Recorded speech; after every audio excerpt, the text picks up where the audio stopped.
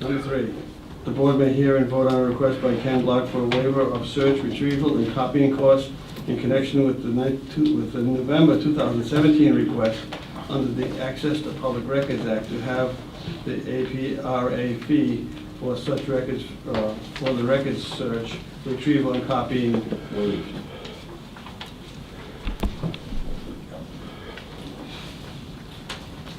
You raise your hand. Mr. Chair, the council is an attorney, I believe. No, I wasn't swearing. I was just going to swear Mr. Block in. Is that what you meant, Your Honor? Mr. Chair, I would just request that we Could revisit. you identify yourself? Oh, absolutely. Lisa Holley, Holley, Providence, Rhode Island, attorney for Ken Block. Sure.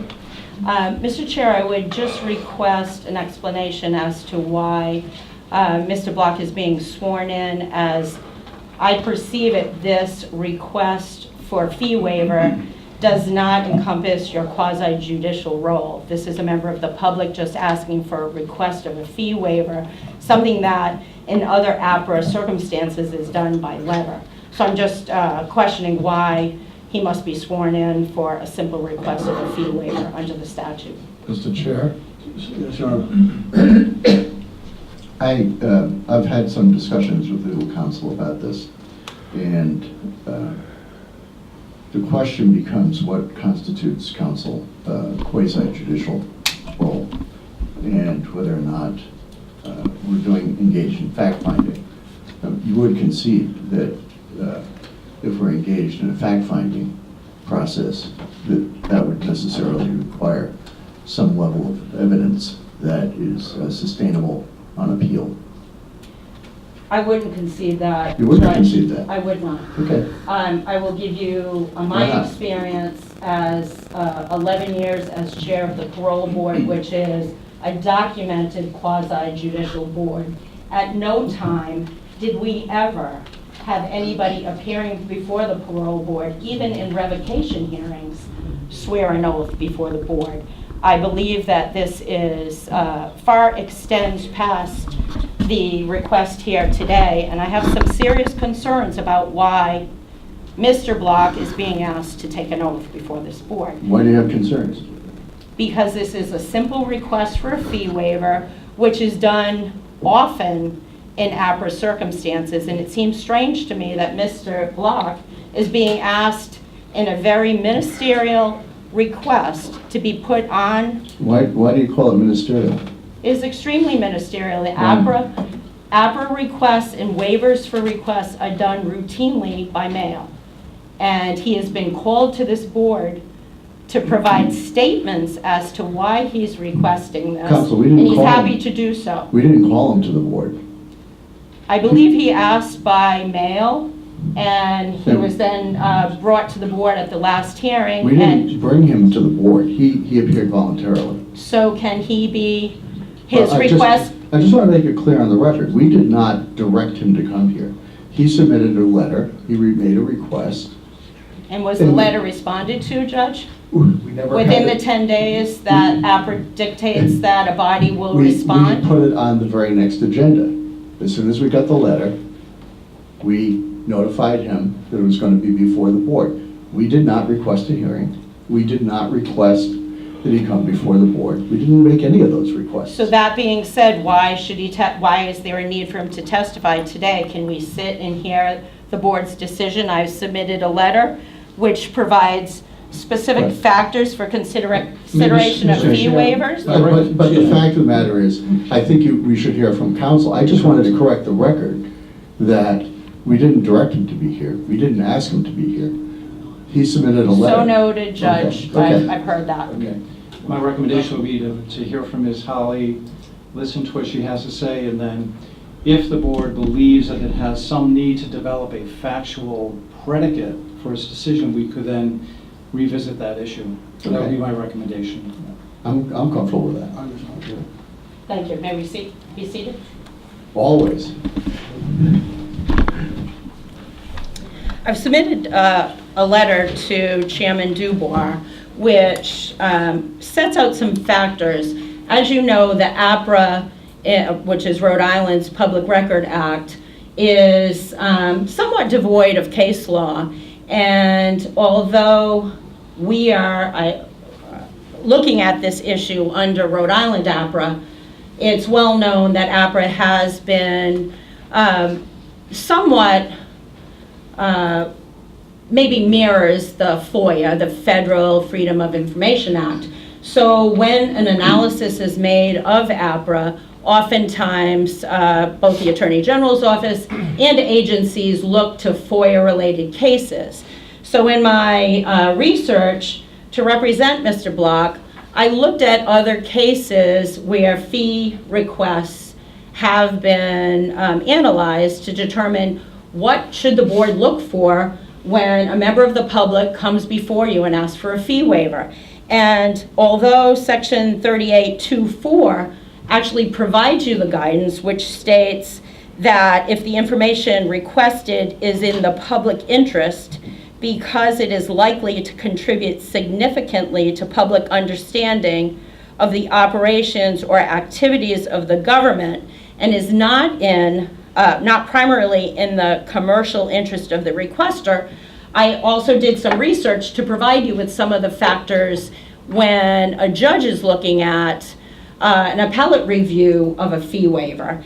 And FOIA sets out these factors which are in my letter.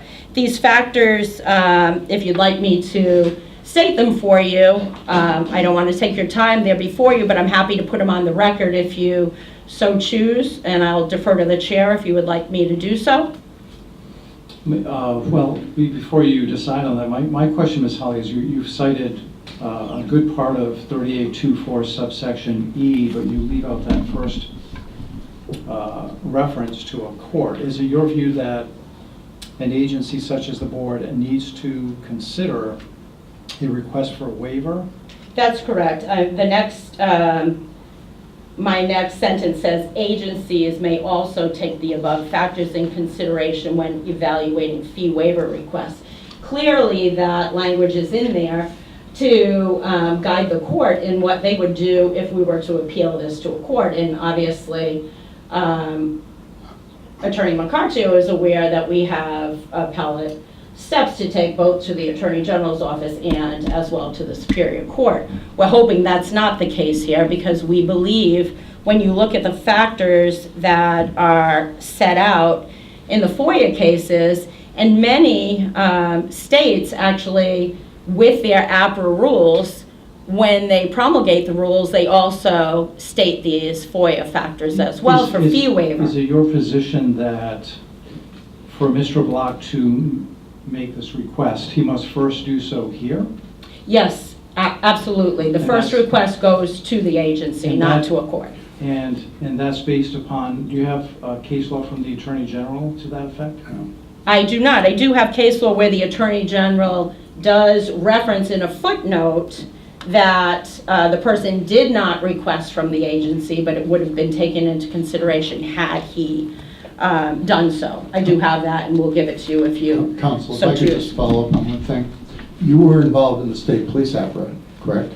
Yes, I was. Well, I just read the APRA rules for the state police, and they don't have anything about a waiver. They do not, but we routinely granted them. Okay, so you wrote rules that had no waiver provision in it at all. Now we have similar rules, which you want us to waive.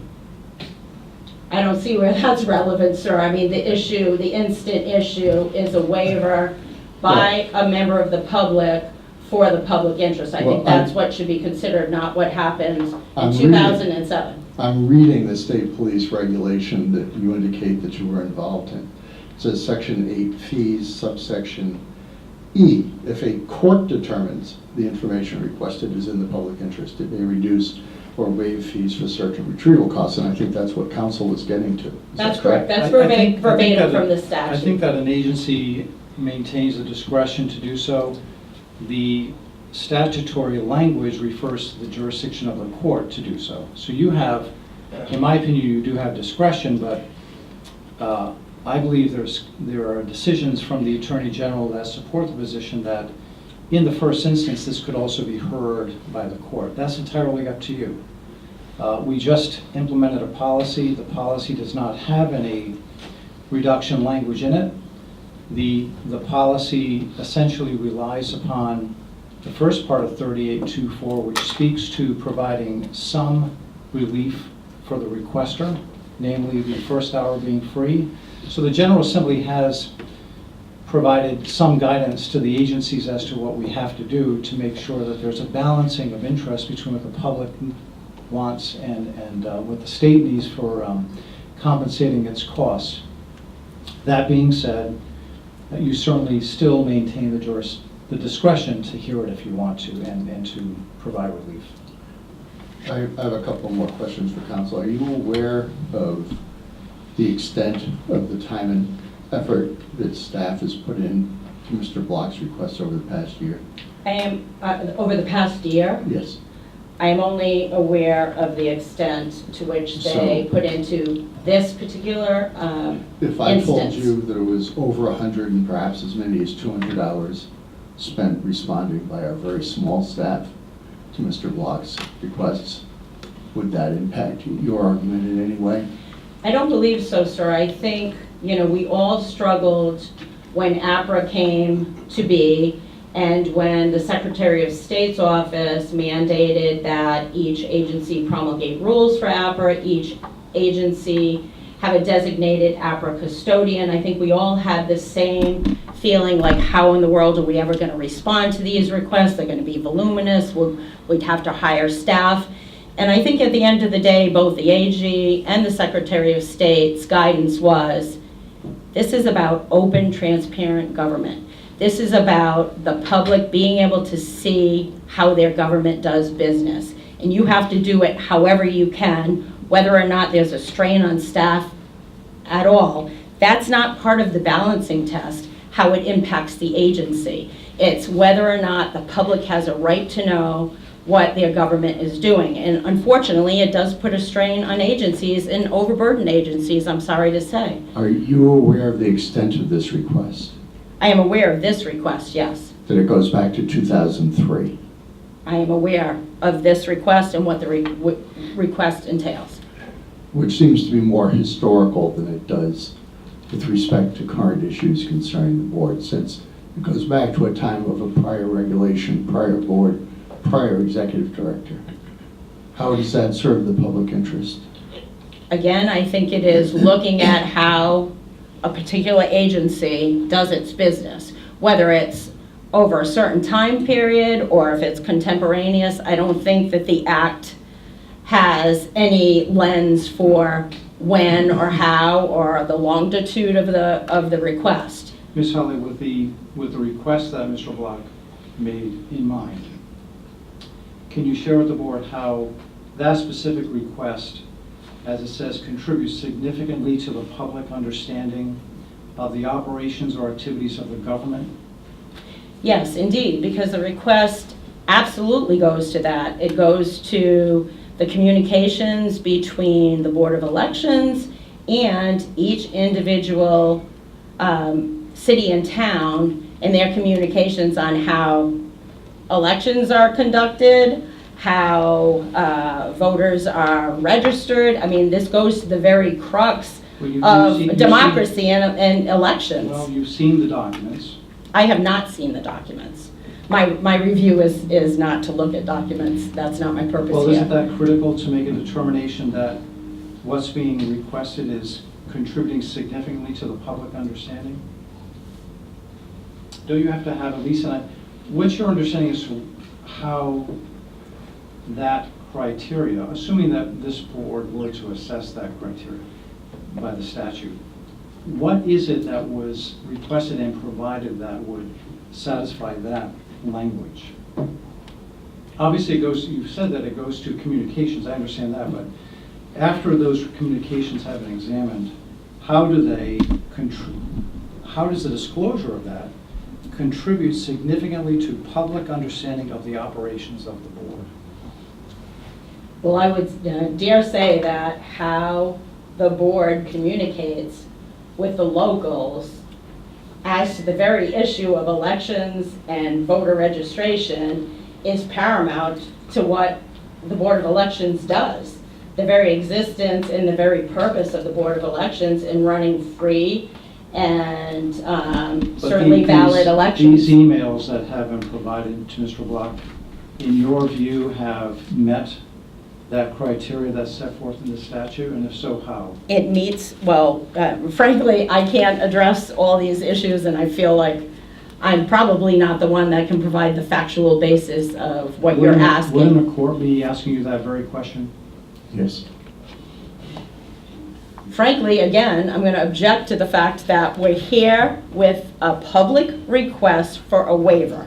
This is not a court. This shouldn't be a colloquy where I am here to put facts on the record.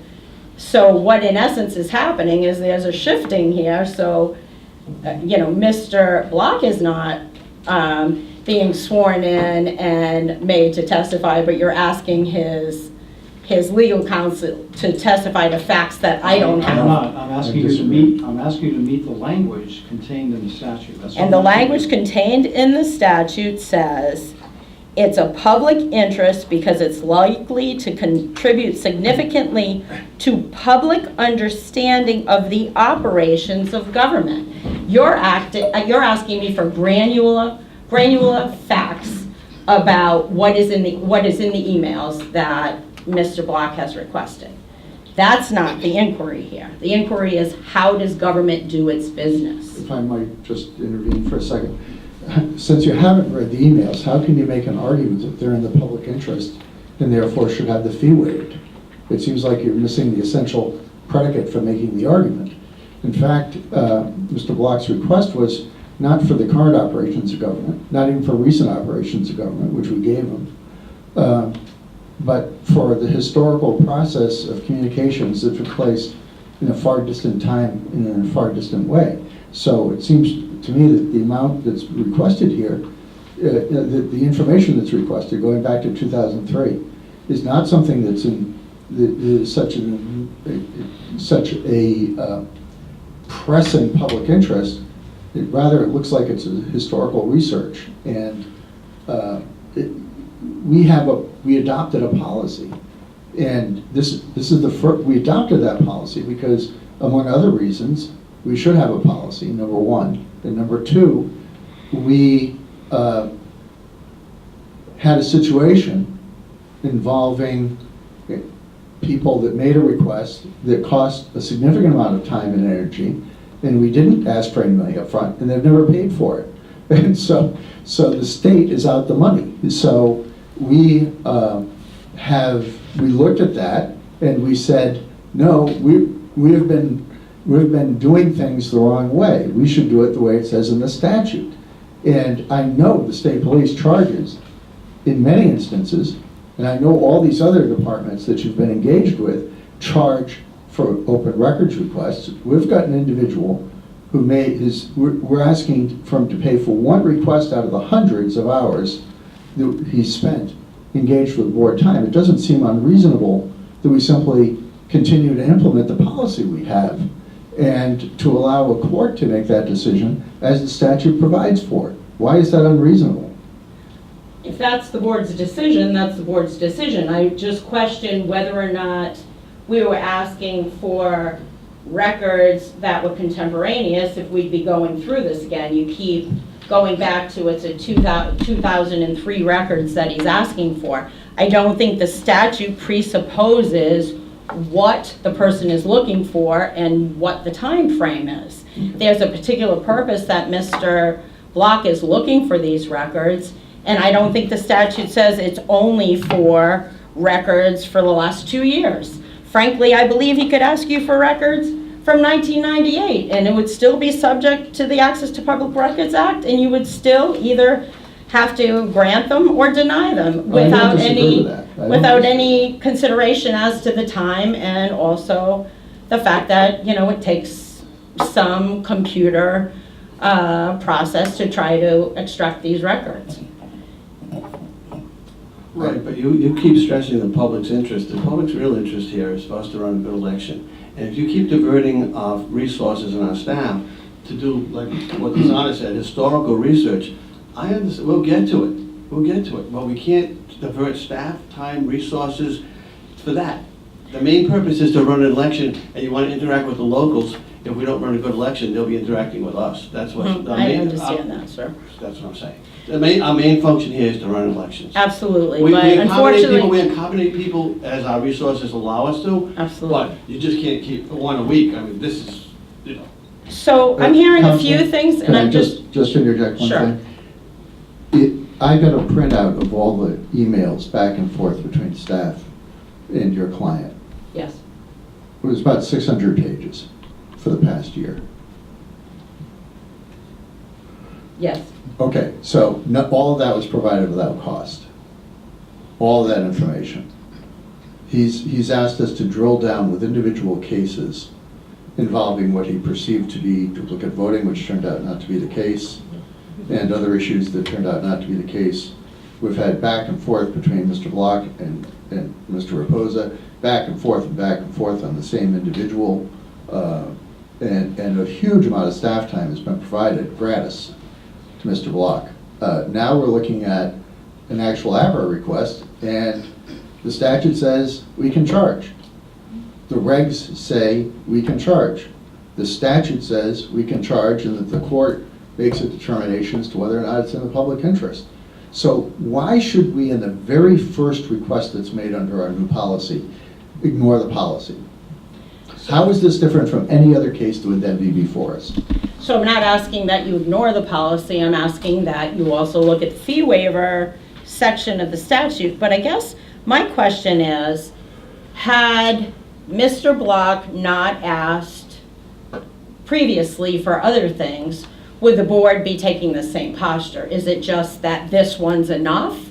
And if that's the case, then so be it, and let us know that. But I think each one, other than what the statute defines as a continuing request, each request really needs to be taken as a standalone, Well, unless it's a continuing I agree with that. request. But this is the first request we've had.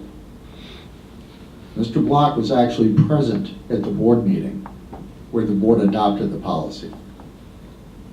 He was silent when it came to the question of adopting the policy. So he was here when the policy was adopted. He had no objection to the policy. We gave him fair warning that we were implementing the policy, and we were implementing the policy. And it seems to me that we can't, if we waive the first request, I don't know how we'd ever, I don't know how this request in any significant way varies from any other request that any other individual would make for information. And so if we grant this one, then we have to grant all the waivers. No, I believe you don't have to grant every waiver. I think the factors that I provided in my letter give you guidance as to when you would consider a fee waiver. Mr. Block tells me that he did indeed object at that point to a fee waiver, but I think... Not before the record, not before the board at the time that the regular policy was adopted. I don't recall that. He states that he did, but I would also argue that that really has no bearing here, because John Q. Public, who wasn't at the meeting and wasn't here when you were promulgating these rules, didn't have the opportunity to object, and then next month comes before you. You can't use that same argument that they never objected to a fee waiver when you promulgated rules. I'd love to listen to that tape, because I don't think there was a formal objection by Mr. Block to that policy when it was adopted. Mr. Chairman, I would move that we deny the request for a waiver. I'll second that. There's a motion on the floor by Commissioner Pierce and seconded by Judge Erickson to deny the waiver. All those in favor? Aye. Aye. Negative. All those opposed? One. Patty, do you have that?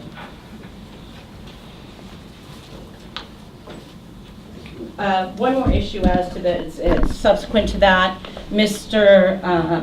Block had asked for a detailed itemization of what the fees are. We believe that some of the fees may be unreasonable, and we would ask that the board provides that.